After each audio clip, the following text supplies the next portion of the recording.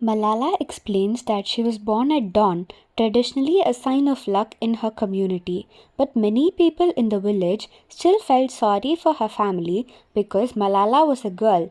As she puts it, women in her country are seen as second class citizens, fit only for making food and birthing more children.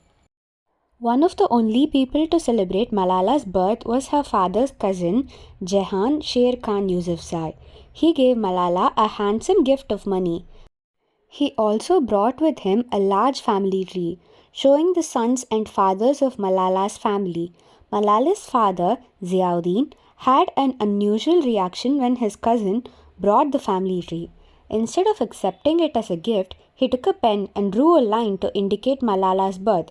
Even though she was a woman, Ziauddin insisted that Malala was special and celebrated her birth with coins and fruit, gifts usually reserved for male children.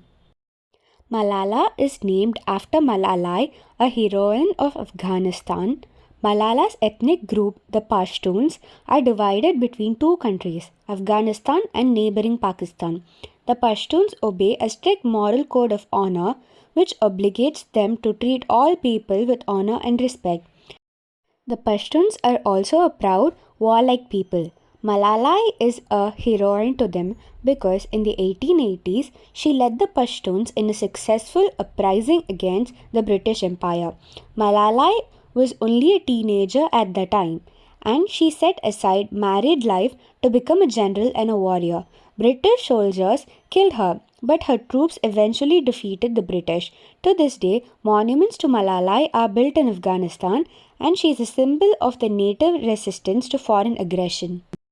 Malala and her family live in the village of Mingora, the largest town in Swat.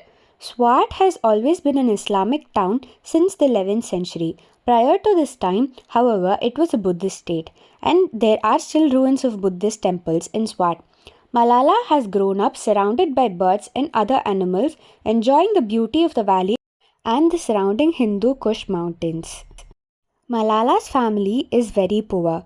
Despite founding the first school for girls in Mingora, Malala's father and his family live in a shack. Nevertheless, Malala's family frequently entertains visitors, cooking for them and spending time with them.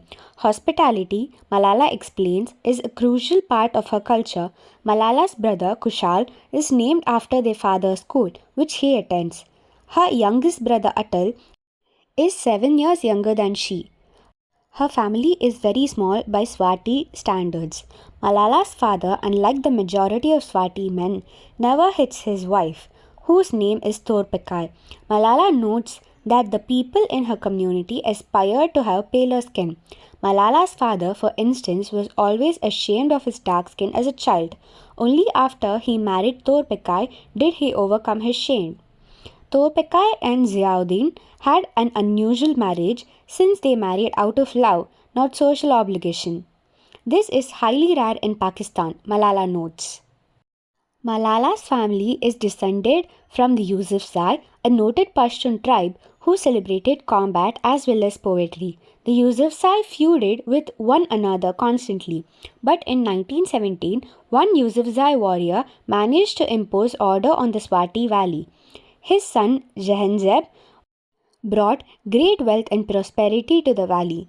In 1969, the year Malala's father was born, the valley firmly united with Pakistan. Malala thinks of herself as Swati first, then Pashtun, then Pakistani. Growing up, Malala noticed that as a woman, she was restricted from traveling where she wanted. From a young age, however, Malala decided that she wouldn't let the sexism of her society stifle her. Her father encouraged her to be free as a bird.